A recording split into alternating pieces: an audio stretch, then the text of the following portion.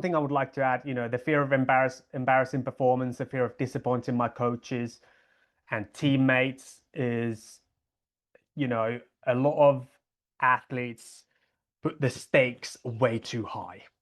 And Hmm. this could come from your coaches. Sometimes coaches, not on purpose, but sometimes inadvertently, or this could come from parents, this could come from a partner that they go like, Yeah. hey, maybe they have a reward system that, hey, if you win this competition, you'll get your blue belt or anything like that. Yeah. That Hmm. already puts the stakes high, right? For sure. But sometimes we completely imagine the stakes, Yeah. right? We go like, hey, you know, my coach is going to be upset with me if I don't win.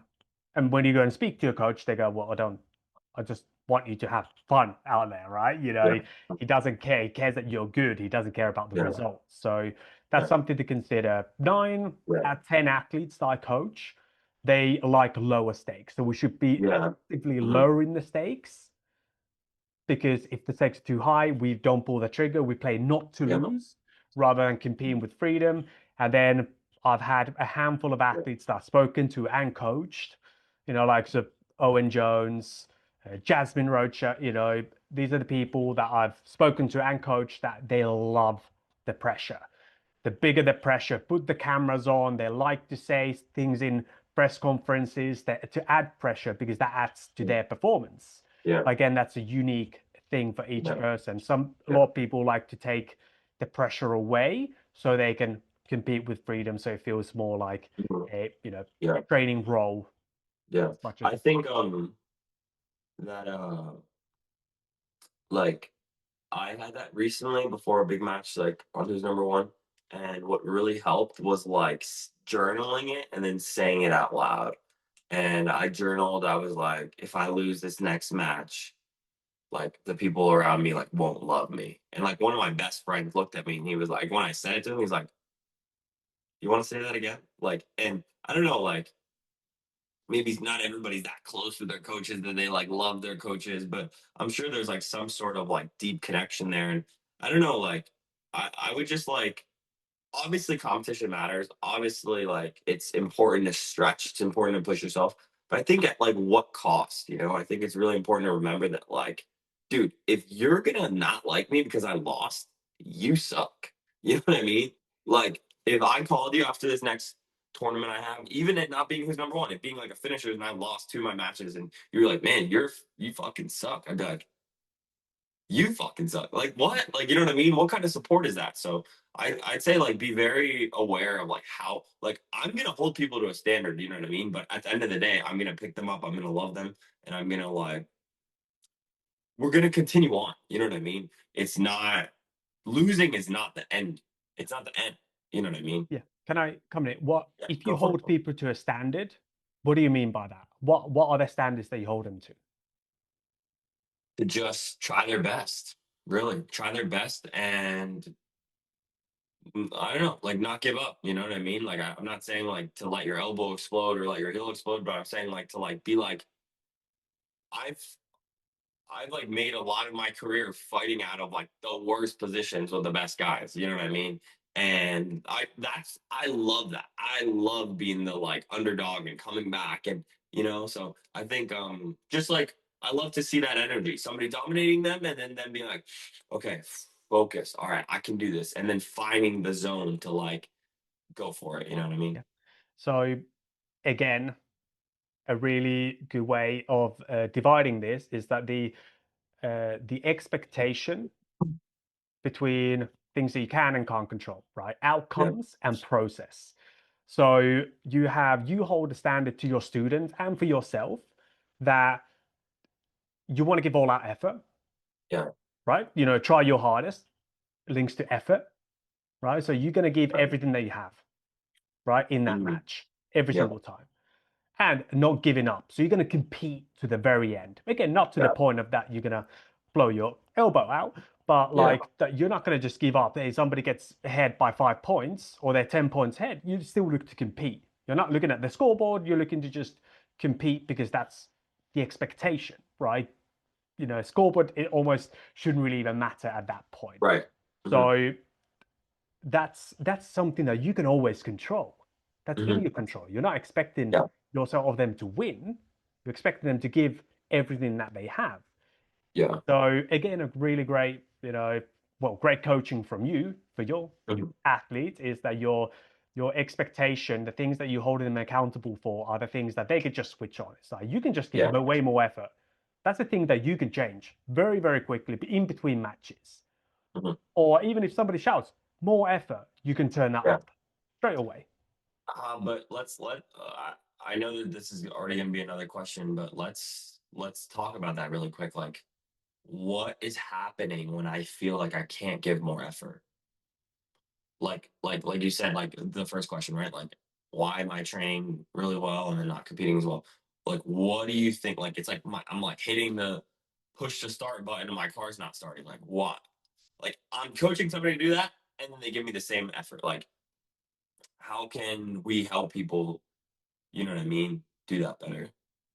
Okay, so the couple of things. Sometimes a giving effort can be difficult if you're not focusing on the effort.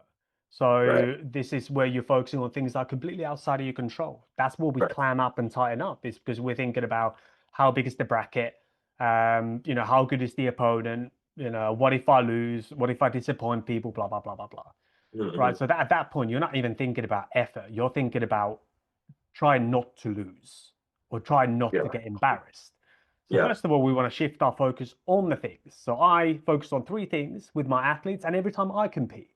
The only Yeah. three things that I judge myself on in a match is my effort, my competitiveness, and my body language. And I Mhm. score those from 0 to 10. And my goal is to always score nines and tens. That's it. Yeah. And the Mhm. way that I get there is I do my pre-competition routine. So Mhm. this starts different people. It starts at different times. Again, depends. Every one of my clients' routines look different depending on how they want to feel when they compete. But for Mhm. me, it starts about an hour before. I do a light quick warm up with some mobility. I do a mental imagery track. I'll Mhm. link up my free competitors toolkit where you can get that exact mental imagery track that I use. It's 8 minutes long that you can Mhm. listen to kind of calm your mind, build your confidence, and visualize your next match. Great, Yeah. great tool. All of my athletes use it. So that's another tool that you can start to bring. So have a set pre-competition routine Mhm. and then put all your focus into the three controllables: Yeah. effort, competitiveness, body language. Yeah. So that would be like the simplest way. And then if you want to take even further back, then I would recommend people practicing that. So if you have competition classes, practice those three controllables, right? Practice giving all that effort. Mhm. Practice the aggressiveness that you want to have in a competition, right? If your Yeah. if your training is at like 40% and you're always playing in training, and then you get some, you know, Division One wrestler who's used to competing in practice day in, Yeah. day out, you're gonna get run over. You're Yeah. gonna get steamrolled. So you need to be ready and you need to learn how to compete in practice. So you compete in multiple times a week, Yeah. and then you can then start to transfer that. So I like to divide my training into technical training and competitive training. And Mhm. depending on Yeah. what part of the season I'm in, you know, I might do more competitive training or I might do just technical training if I'm, say, in off season. And that's why I just focus on technical development. And then close to competition season, preseason, I will then push for way more competitive roles. And I Yeah. don't really focus on technique. I just focus on competing and scoring high on the three controllables. Yeah. Cool. How about yourself? What do you do? I know you go to, JTs. You train also at your, Yeah. at 10th Planet Mhm. Bethlehem, right? So what does this Yeah. kind of look like for you? Yeah. I call it like Plan A and Plan B days. So my Plan A days are like no giving up anything, just being an absolute dog and just scrapping. Um, and then Plan B days are like everything in between. So like I'd say like more technical on those days, but just like that scrapping is just not as much. Like on Plan B days, I'm like I want to see what's on the other side of the wall, like when the wall falls. You know what I mean? I want to see what happens. Like okay, I'm gonna get my guard pass. Can I turtle and then end up on top? Oh, I can. Cool. I'm gonna take a shot and my opponent's gonna attack my neck. Can I escape and end up on top? Oh, I didn't. Okay. Well, let's see what happens at the end of the scramble. Okay, I get mounted, but I can escape and I can attack a leg. Boom, beautiful. Um, or like whatever my flow is. Recently, it's been like a lot of wrestling stuff. So, um, I don't know, like just fighting from different positions to scramble and get on top. Like okay, I'm gonna start on bottom. I'm gonna give you like three things, and then maybe I can't just take all the way three things and then get on top. But like maybe I just take one thing. Okay, like I'm just hand fighting. So um, I even like sat my students down last night. I was just like telling them in the class, like, hey guys, like when we do like the live situations, when we do like the eco stuff, Hmm. it's about moving your body, but it's about knowing your mind is the magnifying glass. Knowing your mind is the spotlight. That's to me where I feel like you go from like 1xing a rep, like just a rep, physical body, to like 7x with your intention behind it. Yeah. You know what I mean? So I feel like that's free to do, you know what I mean? But it's very hard to teach students at first, like, they're like, dude, I'm barely fucking holding on. I'm like, dude, but I'm telling you to just like last night, we're starting in mount. We did arm triangles and back takes, and we did some mount escapes. I'm like, just stay on top. And they're like, arm triangle, arm bar, back take. I'm like, I'm telling you to just stay on top. Like after that, you know what I mean? As your opponent starts to extend, that's gonna be the time for submission. So really like just trying to teach people about like intention um in technique and how that kind of really I feel like exponential growth if you start like journaling on stuff like what you're talking about and just I don't know, I don't think it's necessary for everybody to study outside of jiu-jitsu, but I think now it's just a freaking waste if you don't like at least study like 2 hours a week. Like recently, like I haven't been studying, I've been studying zero, and I used to study like I don't even know how many hours a week, a lot. And like, I don't know. I feel like I've been working on things. I feel like it's almost like I had so many backed up techniques in my brain that like they're all like finding where they fit now and where they flow now. So it's been cool to like, but I feel like I've definitely studied more than normal people. So I feel like normal people should just take a little bit of time to it just makes your mind work more than you think it would. Like especially being more of a beginner and like not being able to picture that, like just studying like I don't know. I love Submeta with Lachlan Giles. Like it's my favorite online resource. There's definitely like dude, Gordon Ryan and all these people posting free stuff for sure. But Submeta is just like it's the best platform I think for studying technique. And I don't know, just how he puts it together. He like asks questions and quizzes you, and I really like how it's put together. Can I ask you a question that I think will come up? I would be gutted if we didn't expand on it. So, what does if we split into like technical and competitive, A and B, right? That you Yeah, mentioned. So let's go. What is how many training sessions, first of all, do you do a week training jiu-jitsu? yeah. Roughly? Um, overall, Yeah, for the week. probably one, two, probably anywhere from like 7 to like 12, 14, depending on like wrestling, judo, drilling, like that doesn't include privates. Yeah. That's like me training. Yeah, you training. Yeah, perfect.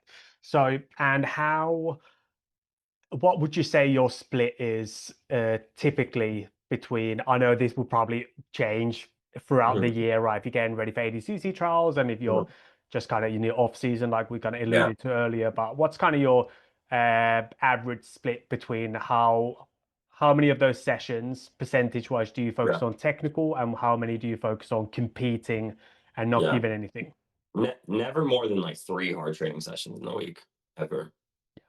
Because you Like said where they're I'm like hard, right? hard, It's like yeah, yeah, all out. like 8 level of effort. You know what I mean? Like never more than 3.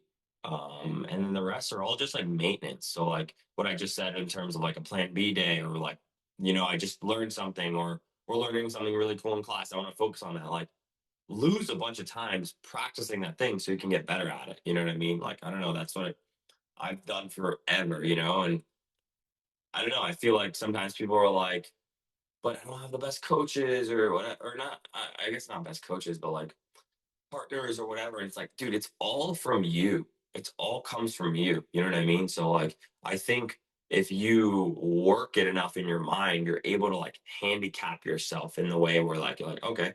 Like I tell people this all the time, and they're like, bro, what? Like I always tell people, I'm like, if you sub somebody, like if I sub somebody like 3 times in the first 2 minutes or a minute or something, I'm like, if I don't work on stuff for the rest of this round, it's gonna be a waste.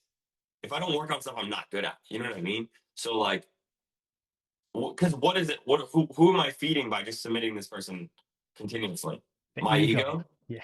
Exactly. You know what I mean? So like, it's just like I think that's so huge for people to like really tap into because it's not about beating people. It's about like learning how many moves you have. You know what I mean? Like when I tell people, I'm like, well, I brought you to level 3, and then and then you followed me to level 12, and I got you to 26, and you're like, wait, there's 26. I'm like, dude, there's levels. You know what I mean? There's levels to like where we're going and control. So I don't know, just being aware of that, I think is really really important. You know? Yeah, and I think a quick tip here would be, let's see what you think of this, is that, Yeah. when I speak with my clients and people who need advice on this, is that we have this split between technical and competitive training. Uh, with competitive training, I generally recommend, first of all, communication. So Mhm. well, I don't think we communicate enough in the sport of jiu-jitsu when we go and train. So first, I would look for people who are same level, similar size, or bigger than you Mhm. within a safe region, Yeah. that are able to take that competitive role, right? Don't Yep. go and, if you're a purple belt, don't go and smash some, white belt, because you're not going to get anything out of it. Yeah. So communicate with people who are similar level. Hey, I'm practicing on, competition intensity. Is that Mhm. good with you? And then you kind of have this agreement, and then you just send it and scrap it out. With some people, you don't Right. have to communicate because you're such good pals, and you just know, Yeah. you're just mates, and you just scrap it out. I know those people from my training. But otherwise, I'll communicate. Hey, are you ready to go? Are you warm? Let's scrap. And the time that you can work on this is during your rolling, because you Yeah. can't control what you cover in class. So when I Yeah. talk about for general public, I've been talking about the rolling time and open mats that you've got. Mhm. Is the opportunity that you can split between technical and competitive. So simple rule: communicate. For competitive rounds, focus on giving Yeah. that aggression Mhm. that you want to give in competition, and go with people higher level than you, that you have to compete, and you need to try Mhm. and push them out that Yeah. comfort zone. For technical, I would recommend what you explained there was, focus on having rounds that you can control. So this is where you Right. can go with people with low level, and maybe you are high level belt, right? So this is Mhm. where the competitive side can become a challenge, and you might need to go and find Yeah. trainings elsewhere for your competitive side. But for technical, you can then use those lower level training partners, or training partner that maybe are lighter, that you can focus on time and time and time again. If you're working on your passing, maybe you pass the guard, and then you can let them re-guard, and then you practice on passing again. So it essentially becomes almost like a positional round, Yeah. right? Mhm. And if you do that a lot throughout, a training session, rounds of rolling and open mat, you gain a lot of reps in Yeah. your technical training, if you For like. So sure. that's just, general idea how you can split that together. Generally, I don't like to, um, they're like oil and water, they're different Mhm. energies, right? So I would like to have one day for technical, or one session for technical, and one different session for competitive. So I Yeah. wouldn't necessarily Mhm. go competitive and then one round, and then next round I go technical, and then try and go Yeah. back to competitive, because that can be quite difficult to manage Mhm. at times. Yeah. Thank you for watching the video.